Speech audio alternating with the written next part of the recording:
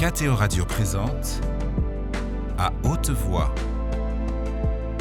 la lecture intégrale des œuvres spirituelles majeures. Aujourd'hui, Quo Vadis de Henryk Sienkiewicz.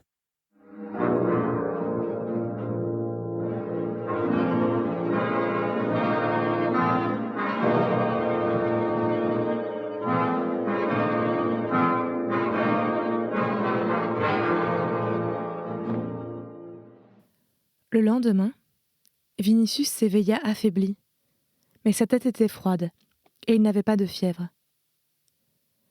Il lui sembla avoir été réveillé par le chuchotement d'une conversation, mais lorsqu'il ouvrit les yeux, il ne vit pas Ligie auprès de lui. Seul Ursus, penché devant la cheminée, remuait la cendre grise pour y chercher de la braise.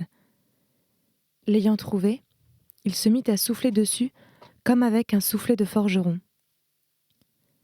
Vinicius, se rappelant que cet homme avait, la veille, écrasé Croton, se mit à observer avec un intérêt digne d'un fervent de la reine le géant au dos semblable à celui d'un cyclope et aux cuisses aussi puissantes que des colonnes. Grâce à Mercure qu'il ne m'ait pas tordu le cou, se dit-il.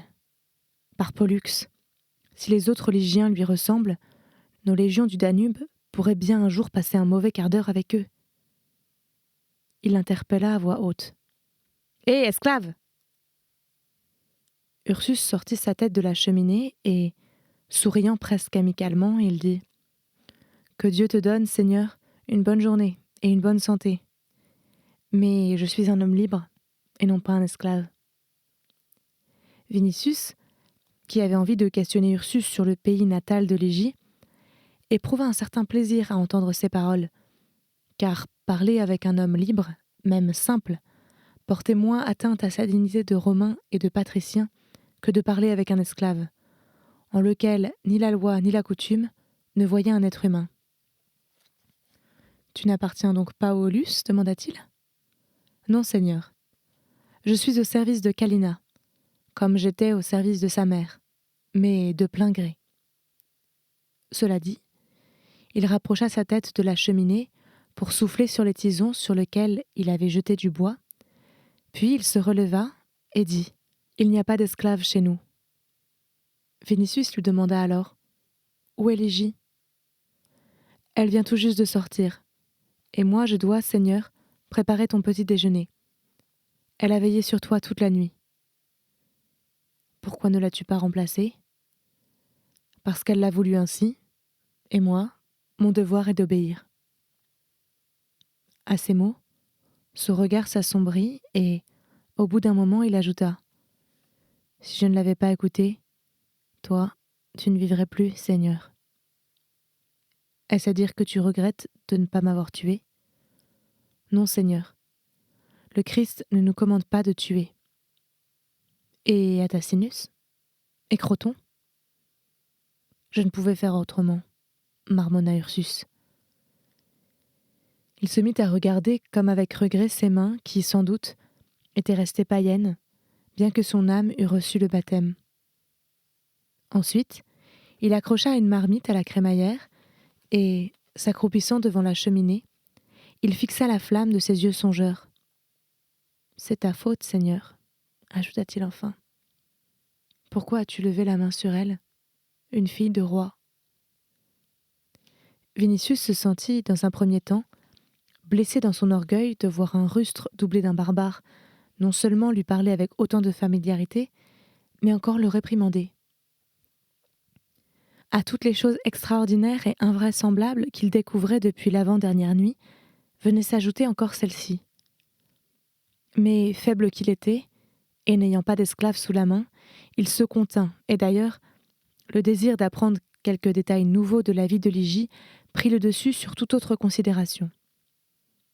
S'étant donc calmé, il se mit à questionner Ursus sur la guerre des Ligiens contre Vannius et les Suèves. Le Ligien se fit un plaisir de lui répondre, mais ne put ajouter grand-chose à ce que Aulus avait déjà raconté à Vinicius. Ursus n'avait pas pris part à la bataille, car il avait accompagné les otages jusqu'au camp d'Atelius Ister. Il savait seulement que les Lygiens avaient battu les Suèves et les Yazyges. Aussitôt après, ayant appris que les Semnones avaient incendié les forêts sur leurs frontières, ils s'en étaient retournés en toute hâte pour venger le tort qu'on leur avait fait, tandis que les otages étaient restés chez Athélius qui, au début, avait ordonné de leur rendre les honneurs royaux. Ensuite, la mère de Lygie était morte. Athélius ne sut que faire de l'enfant. Ursus voulut rentrer avec elle dans son pays, mais l'expédition eût été dangereuse à cause des bêtes fauves et des tribus sauvages. Aussi, lorsqu'on apprit qu'une ambassade des Lygiens se trouvait chez Pomponius pour lui proposer une aide contre les Marcomans, Istère s'empressa-t-il d'envoyer les otages à Pomponius. Arrivés chez lui, ils apprirent qu'aucun envoyé ne s'y trouvait, et c'est ainsi qu'ils restèrent au camp d'où Pomponius les emmena avec lui à Rome, et là, une fois le triomphe accompli, il avait confié l'enfant royal à Pomponia Graecina. Bien que, dans ce récit, seuls quelques petits détails ne lui fussent pas connus, Vinicius écouta avec plaisir, son orgueil d'aristocrate étant agréablement flatté d'entendre un témoin oculaire attester l'origine royale de Lygie.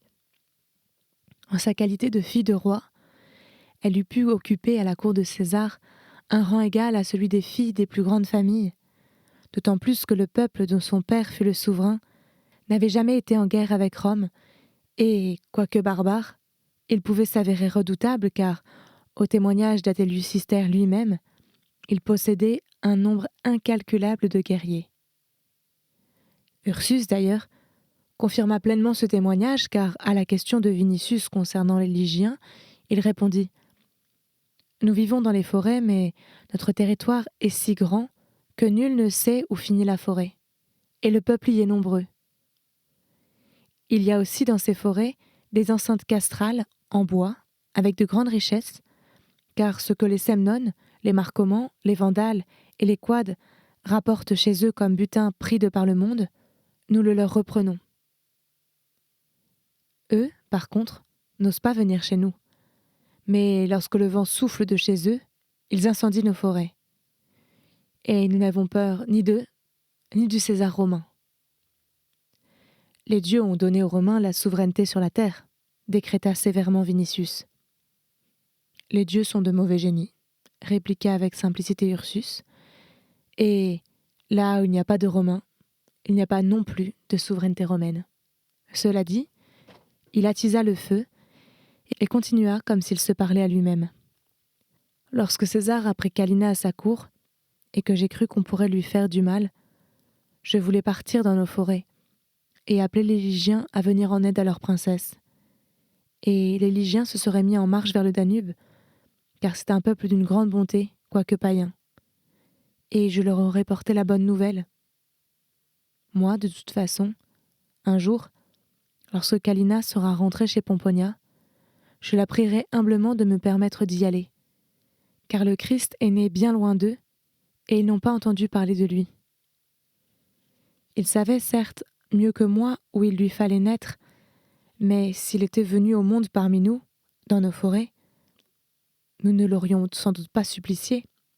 Nous aurions élevé le divin enfant et aurions veillé à ce qu'il ne manquât jamais ni de gibier, ni de champignons, ni de peau de castor, ni d'ambre. Ce que nous aurions pillé chez les Suèves ou les Marcomans, nous le lui aurions donné afin qu'il pût vivre dans le bien-être et le confort. » Tout en disant cela, il posa sur le feu la marmite de soupe destinée à Vinicius et se tut. Sa pensée errait sans doute pendant un moment à travers les forêts lygiennes, jusqu'à ce que se fasse entendre le bouillonnement de la soupe, après quoi il la versa dans une écuelle, puis, l'ayant fait dûment refroidir, il ajouta « Glaucus te conseille, Seigneur, de remuer le moins possible même ta main indemne. Calina m'a donc ordonné de te faire manger. » Lygie a ordonné ? Il n'y avait rien à redire à cela. Vinicius ne songeait même pas à s'opposer à sa volonté, comme si elle avait été une fille de César ou une déesse, et il ne souffla donc mot. Ursus, s'étant assis à côté de son lit, puisa à l'aide d'un petit gobelet de la soupe dans l'écuelle et la porta aux lèvres du malade.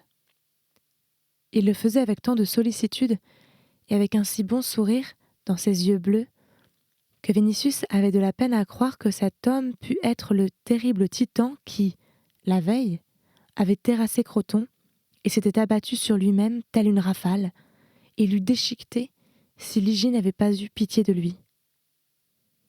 Pour la première fois de sa vie, le jeune patricien se mit à réfléchir sur ce qui pouvait bien se passer dans le cœur d'un rustaud, d'un serviteur et d'un barbare. Ursus était, hélas, un garde-malade aussi maladroit qu'il était attentionné. Le gobelet disparaissait dans ses doigts herculéens, ce qui fait qu'il ne restait plus de place pour les lèvres de Vinicius.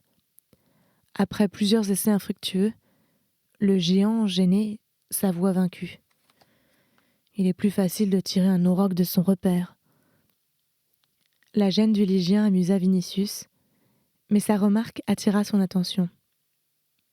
Il avait vu dans des cirques ces terribles houris amenés des forêts du Nord, que les plus intrépides belluaires traquaient avec crainte et que seuls les éléphants dépassaient en grosseur et en force. « Aurais-tu essayé de prendre de telles bêtes par les cornes ?»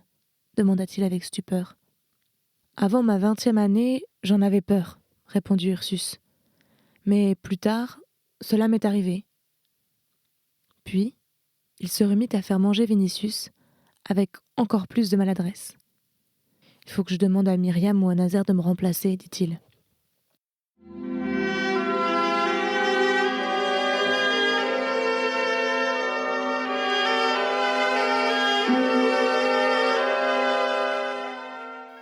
Soudain, la tête pâle de Ligie surgit de derrière la portière. « Je vais t'aider tout de suite, » annonça-t-elle. Au bout d'un moment, elle sortit du cubiculum, où elle était sans doute sur le point de se coucher, car elle n'était vêtue que d'une tunique moulante, appelée chez les anciens capitium, qui caparaçonnait hermétiquement la poitrine, et ses cheveux étaient dénoués. À sa vue, Vinicius sentit son cœur battre plus vite.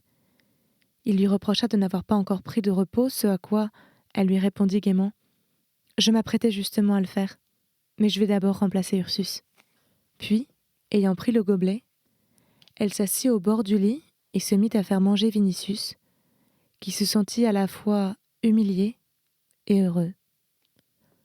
Lorsqu'elle se penchait sur lui, il sentait la chaleur de son corps et ses cheveux dénoués tombaient sur sa poitrine. Cela le faisait pâlir d'émoi, mais, malgré le trouble et l'exaspération de son désir, il sentait que c'était une tête qui lui était chère par-dessus tout et adorée plus que tout, et que le monde entier n'était rien face à elle. Avant, il l'avait désirée. Maintenant, il commençait à l'aimer de tout son cœur. Jadis, dans la vie en général comme dans ses sentiments, il était, ainsi que tous ses contemporains, un égoïste aveugle et inconditionnel qui ne pensait qu'à lui-même. À présent, il commençait à penser à elle aussi. Au bout d'un moment, il refusa de continuer à manger, et bien qu'il éprouvât à la contempler et en sa présence une joie indicible, il lui dit « C'est assez. Va te reposer, ma divine. » « Ne m'appelle pas ainsi, » lui reprocha-t-elle. « Il est inconvenant pour moi d'écouter cela. » Néanmoins, elle lui sourit. Puis elle lui dit que le sommeil l'avait quittée, qu'elle n'éprouvait plus de fatigue et qu'elle n'irait pas dormir avant que Glaucus ne fût arrivé. Il écoutait ces paroles comme une musique, mais en même temps montait en son cœur une émotion de plus en plus forte, un émerveillement de plus en plus grand, un sentiment de reconnaissance de plus en plus profond, et il se creusait la tête sur la manière de le montrer. « Ligie, » dit-il après un moment de silence, « je ne te connaissais pas auparavant, mais je sais, maintenant, que je faisais fausse route pour arriver jusqu'à toi. Je te dis donc, retourne chez Pomponia Graecina, et sois certaine qu'à partir de cet instant, nul ne lèvera la main sur toi. » Le visage de la jeune fille s'attrista soudain. « Je serais heureuse de pouvoir la voir, même de loin, » dit-elle. « Mais je ne puis retourner chez elle. »« Pourquoi ?» demanda Vinicius étonné. « Nous, chrétiens, Nous savons par acté ce qui se passe au Palatin. N'as-tu pas ouï dire que, peu après ma fuite, César, avant de partir pour Naples, a mandé Aulus et Pomponia, et, pensant qu'il m'avait aidé, il les a menacés de son courroux? Par bonheur, Aulus a pu lui répondre: « Tu sais, Seigneur, que jamais mensonge n'est sorti de ma bouche. Eh bien, je te jure que nous ne l'avons pas aidée à fuir et que, tout comme toi, nous ne savons pas ce qu'elle est devenue. » César l'a cru, puis l'a oublié. Quant à moi, sur le conseil des anciens, je n'ai jamais écrit à ma mère où j'étais, afin qu'elle puisse toujours jurer en son âme et conscience qu'elle ne sait rien sur moi. Tu ne le conçois peut-être pas, Vinicius, mais il nous est défendu de mentir, même si notre vie en dépendait. Telle est notre religion, à laquelle nous voulons soumettre nos cœurs, et par conséquent, je n'ai pas vu Pomponia depuis que j'ai quitté la maison. Elle, en revanche, a, de temps en temps, entendu vaguement dire que je vivais et que j'étais en sécurité. À ces mots, une vague de tristesse la submergea, et ses yeux se remplirent de larmes. Mais elle s'apaisa bientôt et dit: « Je sais que Pomponia, elle aussi, me regrette, mais nous avons nos consolations, que n'ont pas les autres. » « Oui, » acquiesça Vinicius. « Votre consolation, c'est le Christ. Mais moi, je ne comprends pas cela. Regarde-nous. Il n'y a pas pour nous de séparation, de douleur et de souffrance. Mais si elles surviennent, elles se transforment en joie. Et la mort même, qui pour vous est la fin de la vie, n'en est pour nous que le commencement, le remplacement d'un bonheur de plus mauvaise qualité en bonheur meilleur, d'un bonheur moins paisible en plus paisible et éternel. Pense un peu à ce que doit être un enseignement qui commande d'avoir de la miséricorde même envers nos ennemis, qui interdit de mentir, qui purifie nos âmes de la colère et nous promet un bonheur éternel après la mort. Je l'ai entendu à l'Ostrianum, et j'ai vu comment vous avez agi avec moi et avec Chilon. Et, lorsque j'y pense, il me semble encore aujourd'hui que je rêve, et que je ne devrais pas en croire mes yeux et mes oreilles. Mais toi, réponds-moi à une autre question. Es-tu heureuse ? Oui, lui répondit Légie. En croyant au Christ, je ne puis être malheureuse. Vinicius la regarda, comme si ce qu'elle avait dit dépassait tout entendement humain. Et tu ne voudrais pas revenir chez Pomponia ? Je le voudrais de toute mon âme, et je reviendrai, si telle est la volonté de Dieu. Alors je te le dis, retourne chez elle, et moi, je te jure sur mes lards que je ne porterai pas la main sur toi. Légie resta un moment songeuse, puis elle lui répondit: Non, je ne peux pas exposer mes proches à un danger. César n'aime pas la famille des Plotus.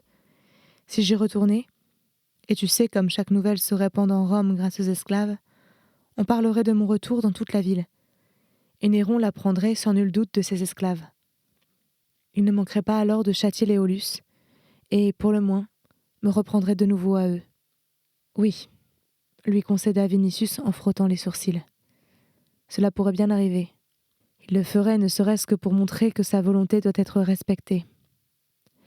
Il est vrai qu'il n'a fait que t'oublier, ou bien il n'a pas voulu y penser, persuadé que cela apportait préjudice à moi et non à lui. Mais peut-être, en t'enlevant au Aulus, te rendrait-il à moi, et moi, je te rendrai à Pomponia. Elle lui demanda alors avec tristesse: Vinicius, voudrais-tu me voir de nouveau au Palatin ? Il serra les dents et répondit: Non, tu as raison. J'ai parlé comme un sot. Non.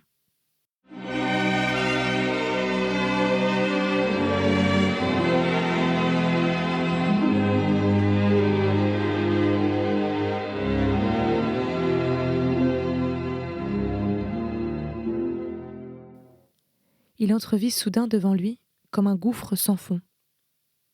Il était un patricien, un tribun militaire, un homme puissant, Mais au-dessus des puissants de ce monde auquel il appartenait, se tenait un fou, dont on ne pouvait prévoir ni le bon ni le mauvais vouloir.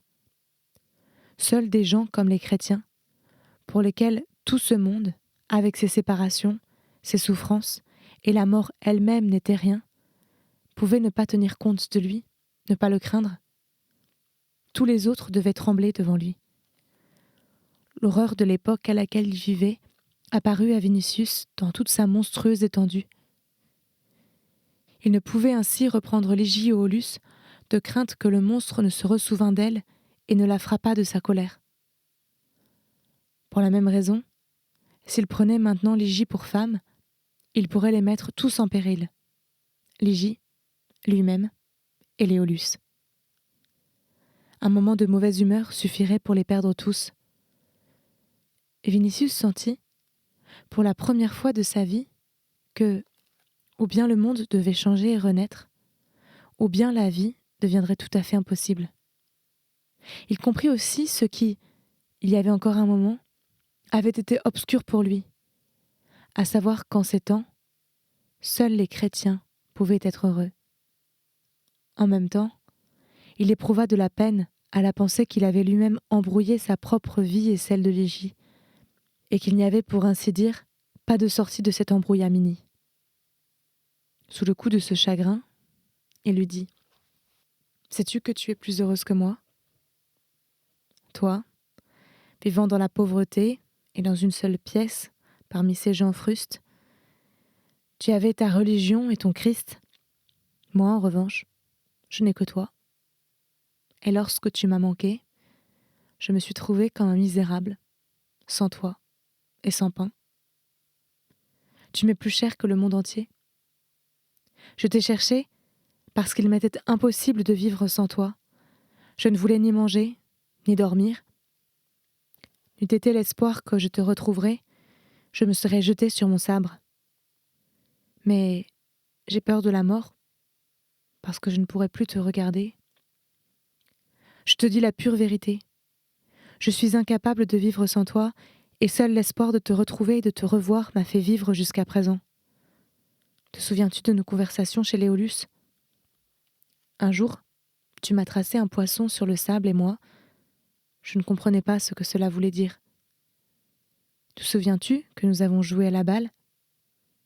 Déjà, à ce moment, je t'aimais plus que ma vie, et toi aussi, tu as commencé à te douter que je t'aimais. Aulus est survenu, nous a mis en garde contre Libitine et a interrompu notre conversation.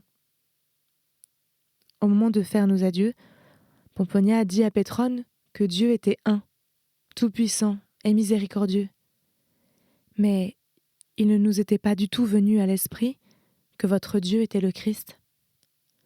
Qu'il te rende à moi et je l'aimerai, bien qu'il me semble être le Dieu des esclaves, des étrangers et des miséreux. Tu es assise à côté de moi et tu ne penses qu'à lui.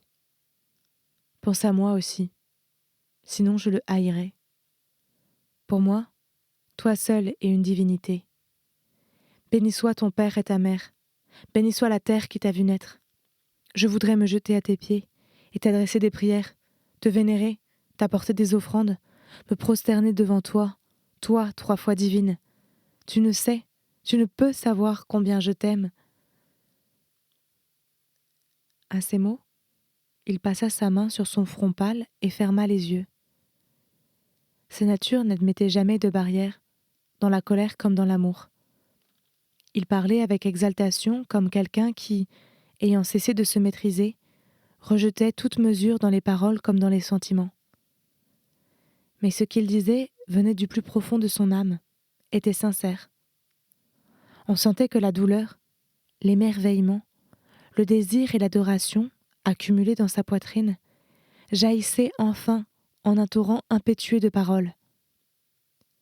Ligie voyait en elle autant de blasphèmes, et pourtant, son cœur s'affola comme s'il voulait déchirer la tunique qui enserrait sa poitrine. Elle ne put s'empêcher d'avoir pitié de lui et de son tourment. Le respect avec lequel il lui parlait la touchait. Elle se sentait infiniment aimée et adorée. Elle sentait que cet homme inflexible et redoutable lui appartenait corps et âme comme un esclave. Et le sentiment qu'elle avait de son humilité à lui et de son propre pouvoir à elle sur lui la remplissait de bonheur. Ses souvenirs se ravivèrent aussitôt.